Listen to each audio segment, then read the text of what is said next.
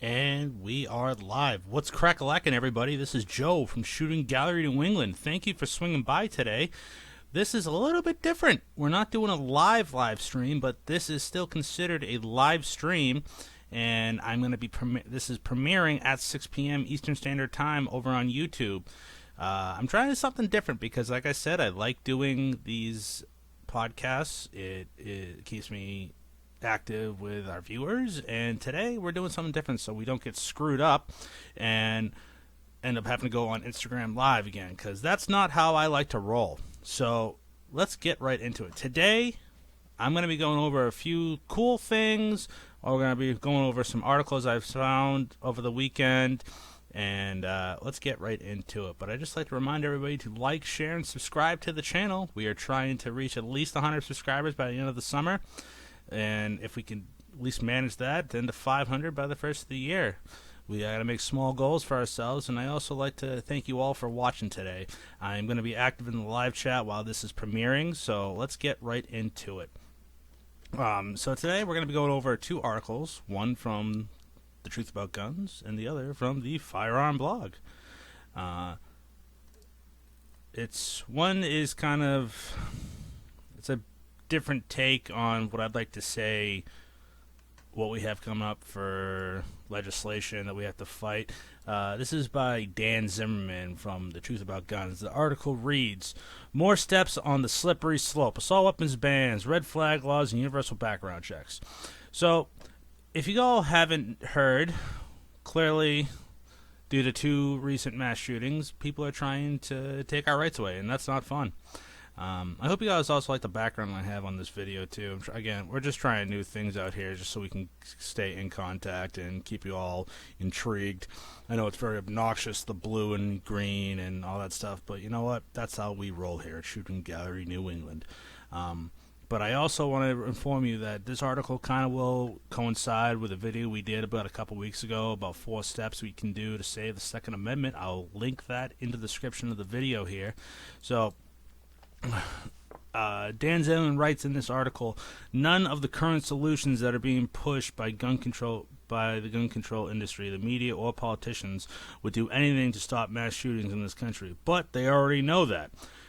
They're not intended to prevent mass shootings. They're just more steps along the road eventually outlawing civilian firearm ownership in America," which is true. It doesn't matter what they say. They just want a general understanding. They want common sense. The common sense is you leave us alone, and shall not be infringed means exactly that, shall not be infringed. There's no reason why you already have to regulate something that's already highly regulated and unconstitutional. So here goes on, talks about Parkland and Dayton and Columbus and stuff like that, saying, "This brings us another ineffective and misguided proposal, a ban on high-capacity magazines," where he cites the, I'm going to go off script here and say, the dickwad that decided to, unfortunately, kill and ruin a lot of families' lives from the Parkland massacre.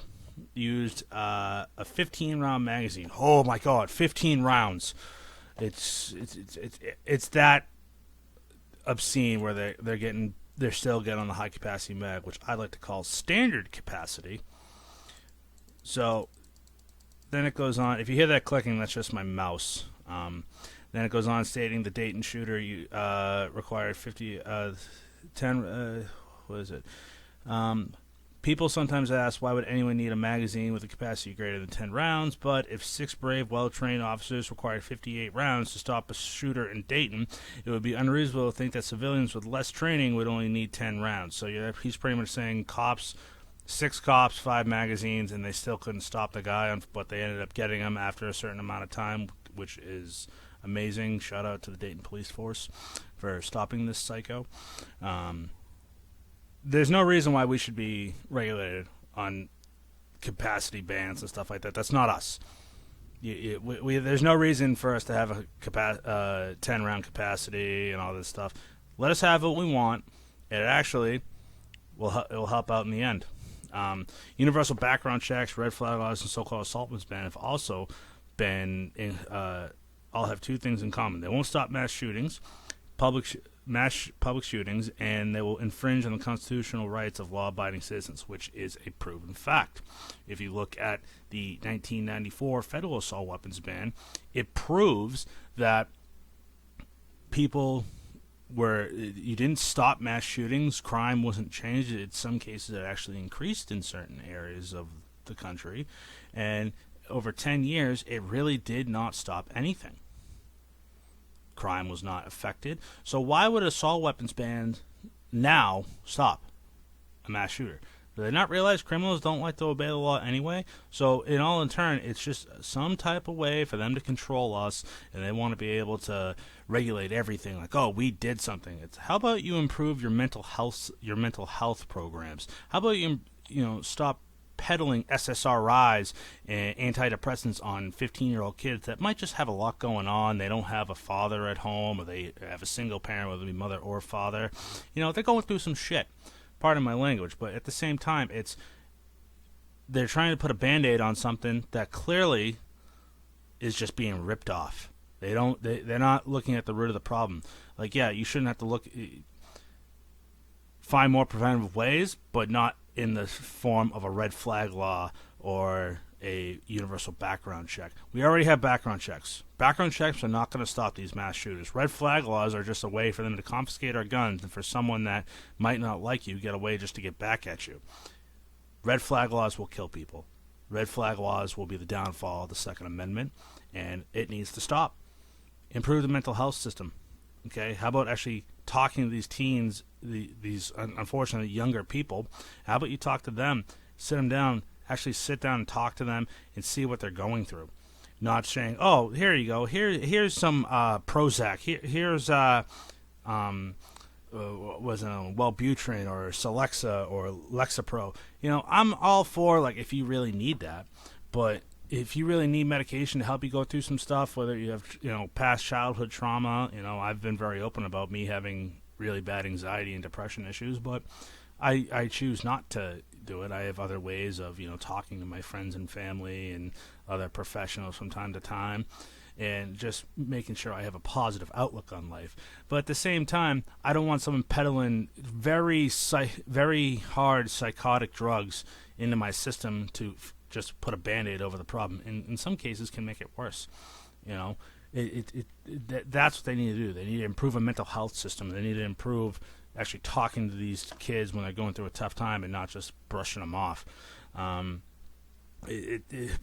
So Dan Zimmerman, sorry for that rant, everybody, but Dan Zimmerman also writes, by keeping civilians from providing their own protection and by causing those who need mental health care not to seek it, these laws will only make the current situation worse. So right there, even Zimmerman writes in this article that by causing those who need mental health care not to seek it will make it worse. Pretty much, they're making law-abiding gun owners and law-abiding citizens. I mean, you don't even have to be a gun owner or not, but if you're for the Constitution and you're just say, again, things happen in life. This is a well-known fact. Things happen. But for someone that is afraid to go to see a mental health professional, whether it be a therapist, a group therapy, whatever you need to do to get past a tough situation in your life, that does not constitute the fear of, oh, is this person going to report me to the state that I reside in or the feds, or they're going to come knocking down my door. That should not be the case. You should not be afraid to do what you want to do. If you have to be afraid to go talk to someone, you're actually hurting the problem. Being afraid of going to speak to a professional is the worst thing you could possibly do to make this happen. And that's what I want to know. Why? I'm reading the comments here right now. It's why do they want to limit us to 10 rounds? Where did they get this magic 10 rounds from? It's pointless.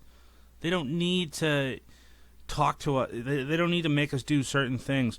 Why 30? One of the person says, why 30 rounds, not 20, 10, 7, 5? Why a $15 minimum wage, not $20, $30, $40 minimum wage? There's no real answer. The only real answer negates the proposal, so why avoid giving any answers at all? That actually makes a good point. If you really look at it at certain ages, Why do you got to be 21 to buy alcohol? In certain states, you have to be 21 to buy tobacco products, but you can join at 18, go over, they give you an M4, fully automatic. Sometimes they'll give you a MG42 Bravo, belt-fed machine gun. You can defend your country. And you go overseas and you see some very horrific acts, but at the same time, you come home, you still got to be 21 to have a beer with your friends. I'm not for underage drinking. I'm just throwing that out there. Arbitrary numbers. Why is they proposing $15 minimum wage as a living wage? That's a whole nother discussion.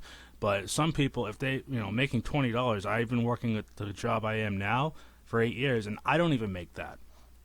So it's all subjective. They don't need to give us a 10-round magazine ban. Just all you got is 10 rounds. Okay, that's cool. That's all well and good.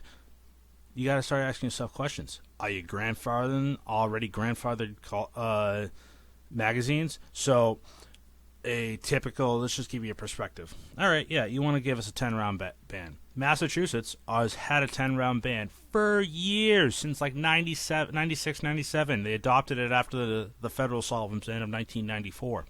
So a 30-round Stanad mag, or USGI mag, or what they call pre-ban in the state of Massachusetts. Pre-ban mags are right now going for a Stanad mag that you can get on Brownells or you can get on Midway USA for about, I'm going to say, $15, $20 for USGI mags. They're going for some cases, at one point, they were going for like $90 for USGI mags for 30 rounds. 20 rounds were going for about $50.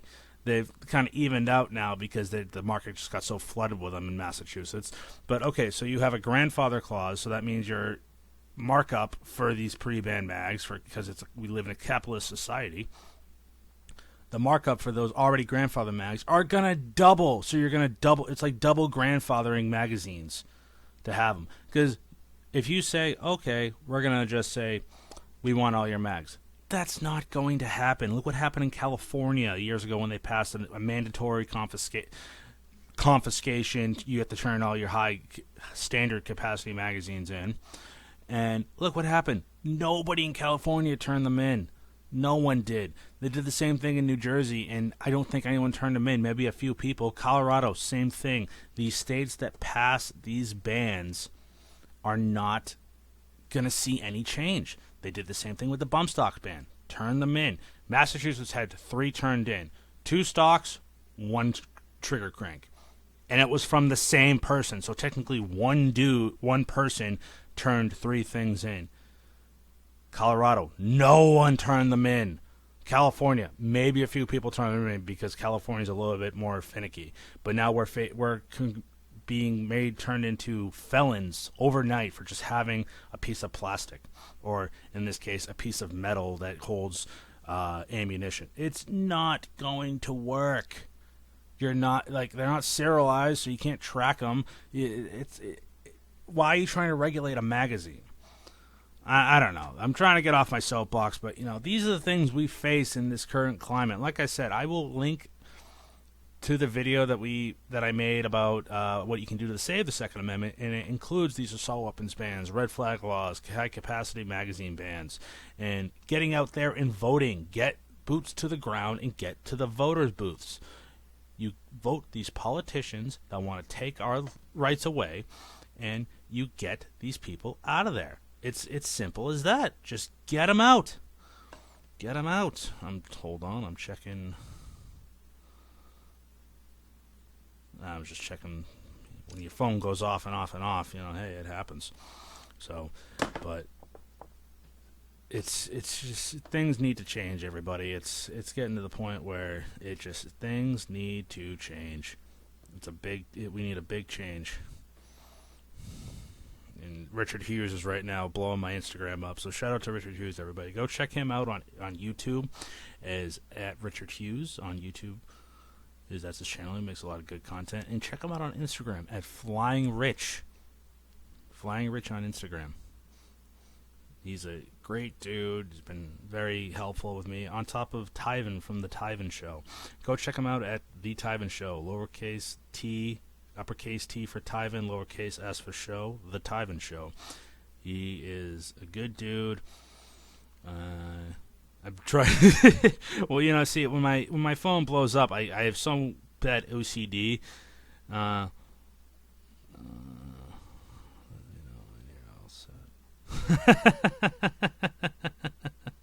okay, sorry, Richard Hughes. Stop blowing up my Instagram, and you won't mess up my. Well, actually, no, you can blow up my Instagram all you want, brother. Just throwing that out there. Okay, and don't forget to follow us on Instagram, everybody, at Shooting Gallery New England, one word, over on Instagram. We're at 150 followers. I'd like to turn all you followers on Instagram over to YouTube to raise the awareness for our channel. So that would be great. I try and post at least every day, sometimes twice a day if I'm doing a lot of videos and stuff like that.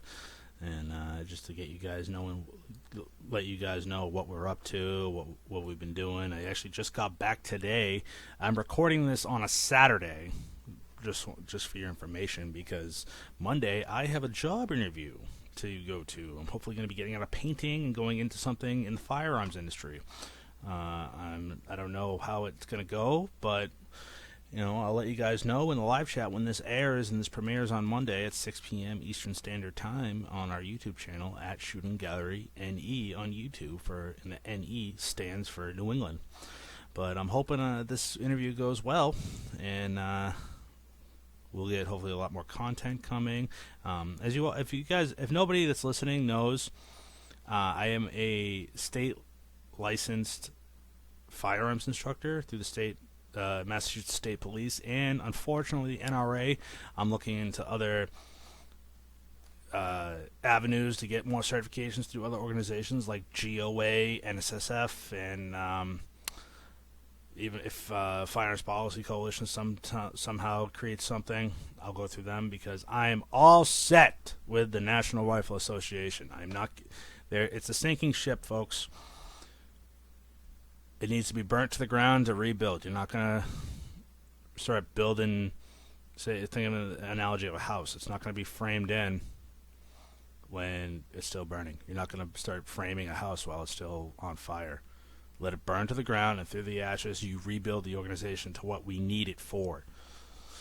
So, that's my soapbox. I get on these rants when I start reading these articles about these anti-gun politicians trying to restrict my rights that I work pretty goddamn hard for. Part of my language. Sometimes it slips out, everybody. It happens. I try not to swear on the podcast, but I'm not dropping F-bombs and stuff like that like certain people we know on YouTube.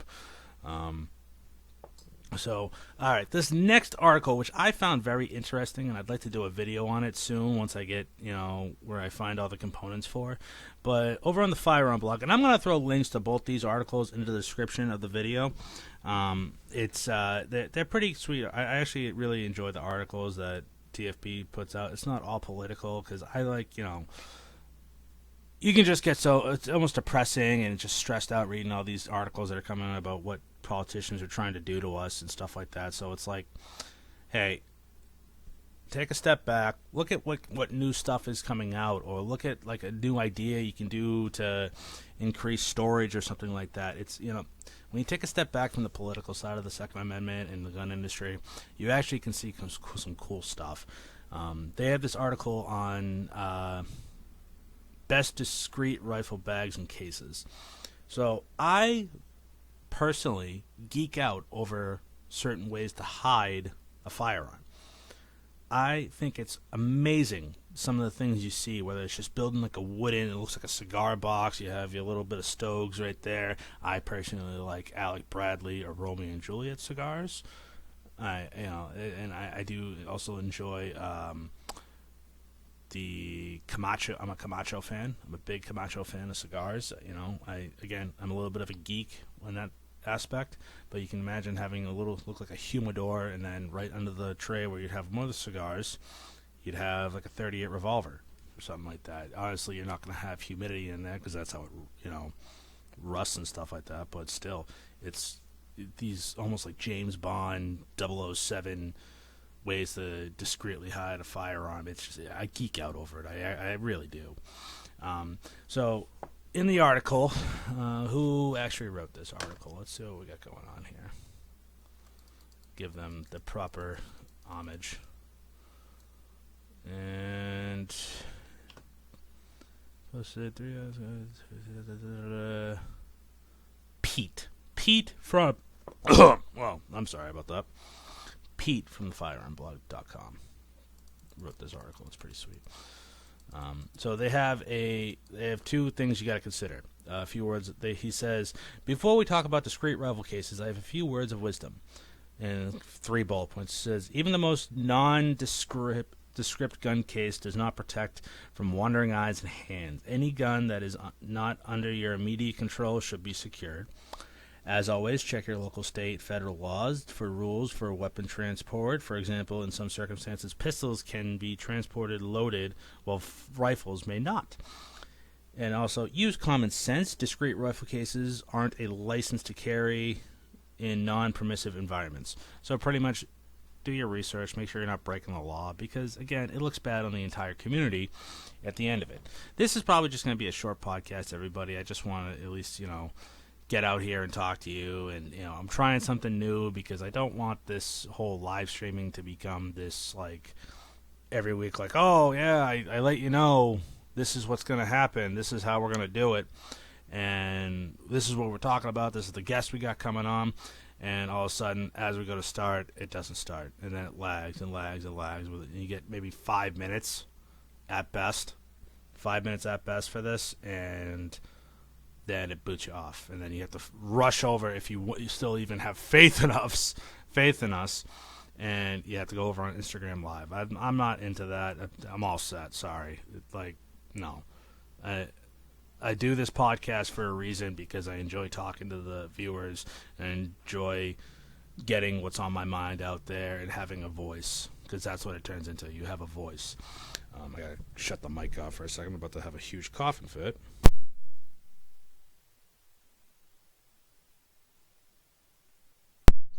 Alrighty, and I'm back. Okay, so then Pete also goes on to discuss, in terms of discrete rifle bags and cases, there are a few different schools of thought. One being a container that is repurposed for another activity. 2, a purpose-built gun case that looks like a normal bag, backpack, or sling. And 3, a purpose-built gun case that looks like an athletic equipment or musical instrument.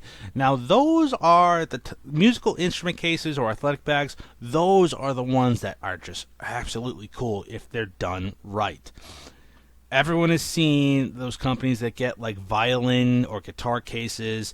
They get the foam cut out just right, and you can throw like an AR, SBR with a suppressor and separate mags, or you see the Thompson, the Tommy gun rifles in the violin cases. It's all about how you cut the foam, and it's cool, man. You can go into such a rabbit hole of stuff. So he goes on. It says, repurposed discrete rifle cases. Many shooters decide to transport their long guns in tennis racket bags. That's actually cool, tennis racket bags. Toolboxes or another style of cases for another activity. The good part about this type of carry is that the bag usually is inexpensive or free in some cases, and they blend into everyday life rather than some purpose-built options. The downside is that since they aren't made for weapon transport, padding and sizes may not be perfect. Also, your fake activity bag may not fit into your surroundings. Lugging a tennis racket bag around the city with 0 tennis courts is just weird, as he writes, because you're standing out like a sore thumb, I would like to say. Also, equipment cases can signal expensive hobbies or trades. The Freiburg egg knapsack might catch more attention than a standard long gun case. And then he says, and if you want to stay covert while carrying your tennis racket discrete rifle case, at least take the time and learn about the game. Andre Agassi is long retired. Andre Agassi is long retired. That's actually quite funny. So then it goes down. They have, of course, you see the Wilson Advantage tennis bag series that you can get them for about $20. And this is it all, again, it turns into, what are you going to do? How are you going to get foam? It has one large main compartment with an internal accessory side compartment, one large exterior pocket suitable for tennis rackets, and then 2 external pockets for smaller equipment. carry handles plus padded shoulder strap. So you could essentially, if you got the right foam, because you got to do it right. Don't just throw like, I don't know, you say you're into like the Shockwave, the Mossberg 500 Shockwave. You get the Shockwave, and if you want to put like one of those SB Tactical braces that fits the Shockwave, or TAC 14, I'm not trying to discriminate against Remington. It's just I think their quality control is non-existent in some cases. So okay, say you get that, all well and good. Get padding for it. It makes it more discreet, more secure, and you could keep it in the truck. Again, I don't recommend going through the city of Boston or New York City, Philadelphia, any major city with a shotgun or a rifle in a tennis racket case, because again, you're sticking out like a sore thumb. You're not going to be in the inner city, and they're going to be like, "Why is he carrying tennis rackets around with him?" You see where I'm going with this, everybody? It's not a good idea. So again, they have in this article they have links if you want to actually get into like buying the bag and then figuring out a way to do it. So Pete goes on to write, purpose-built discrete rifle cases, bags, and packs.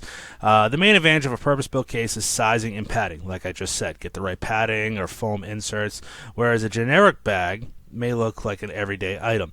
It may not be fitted for AR-15 profile. Besides, gun case manufacturers should know how to support a long gun and can make heavy-duty handles and zippers and doodads and all that good stuff.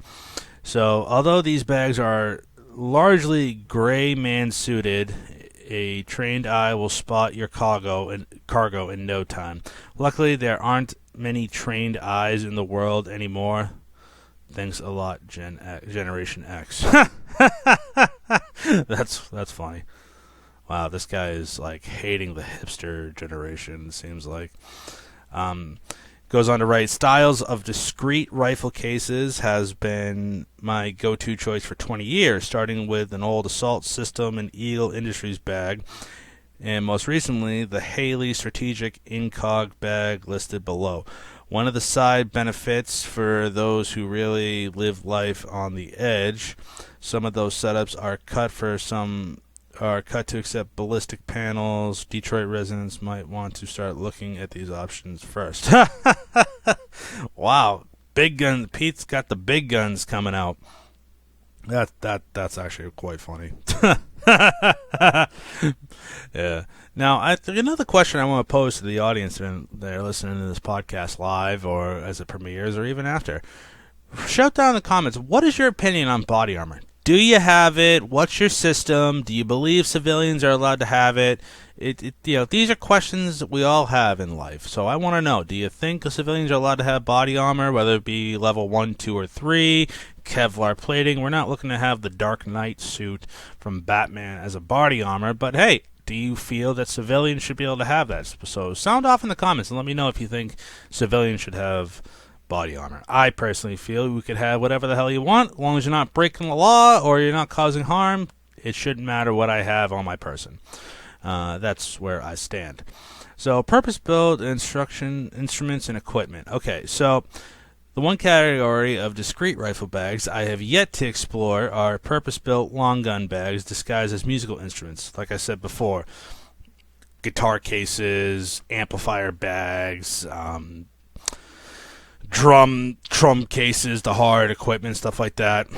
So it all depends. A saxophone case, your flute case. If you like, I don't know how a flute case would work.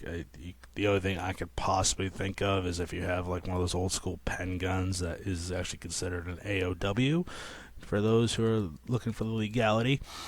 So he goes on to talk about the Haley Strategic Partners Incog discrete rifle case. The MSRP between $165 and $195, depending on the size. And let's see, what are the specs here? This would be, honestly, this looks like a good bag for it. He says a sub gun bag. And all the above, the bag is 24 inches long, designed to hold sub guns or broken down carbines. Is perfect way to transport your kit to the range without drawing attention to yourself, and that's the big thing. You want to make sure you blend in. You're the gray man. You blend in. No one really looks at you. You don't give people don't give people a reason to consider what you're looking at. I didn't know he has specs on zippers and stuff like that. Again, I'm not that well conversed in these style of bags, so I don't want to list specs of I don't know exactly what it means. It says nylon thread, which I can understand is standard. 9-12 stitches per 9 to 12 inches per inch. I'm guessing that's good. Again, I don't want to get too into specs on bags like this because I'm not that skilled on it. The bottom gusset is reinforced with 2-inch web to manage the reduced wear over time. Okay, so they make these things like pack a punch and ready, handle a beating. The next bag they have in store is a Hazard 4 drop shot. It retails for about $106.99. And let's see what it's able to carry. Carry up to a M4 length rifle / shotgun in complete anonymity, in the addition to a civilian lab line. I don't know what that means, but no external tactical features, full padding, movable tie downs, organizer level for mags, pistols, etc. Okay, this actually has a lot better specs that I can understand. Like I said, guys, I'm gonna have the link to this link in the description to both these articles I talked about, and you can peruse and see what you like. It says it looks like a sport double tennis racket case, but convertible for transport, light and smooth, nylon, fully padded protection for weapons and optics. You always gotta consider the size of the optics in the cases, guys. Movable tie downs inside to secure long guns. Frontmost compartment organizer for rifle mags. It has Molly and Velcro polymer or stick-up holsters. No, don't. If that means sticky holsters, don't get those. Those are garbage. I'm not knocking sticky holsters. I just think they're trash. So we'll have Molly and Velcro attachments inside the bag, which is pretty cool. And it looks like there's links to all these bags if you guys decide, I want to grab this. Then it goes to the Savior Equipment Tactical Discreet Rifle Case. So this is like a guitar case, it looks like. It retails for $149.99. And the picture above, it has 2 suppressors. Jesus Christ. Some type of cool reflex sight. From what it looks like, a marked... okay, so that's an HK 416. That's dumb. Overpriced. No.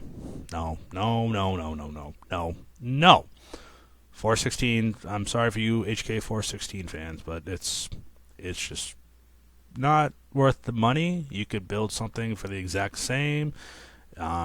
Proprietary handguards that looks like trash from what I see. Okay, cool. It has a Surefire light, a D-ball on it, 2 suppressors in the back. Come on, man. And it looks like you have either a USP 45 or a Mark 23. I'm not gonna lie, the Mark 23 is a dope gun. That's like one of my unicorn guns. I have a list of unicorn guns I'll go over one day. But let's see. It says keeps it low key, low profile design for concealed carry to avoid any unwanted attention. You're able to lock it. It's a lockable design on hard cases to maximize your safety and concern. Easy to fit most of your shooting and hunting accessories in here, so it's 3 times customizable foam inserts included. So you get 3 extra. So you get 3 foam inserts to cut and make it how you want. So if you have a different setup and you want to drop in a new foam insert, you can make sure it fits to what you need for it. It looks like an acoustic guitar case, hard case. You can make trips to the range pleasant. Featured a draw handle and wheels for effortless transportation, so it's a roll-around, fun doodad thing. Purchase with convenience. You are protected under a Salvia unquestionable lifetime warranty. Okay, so it's a lifetime warranty.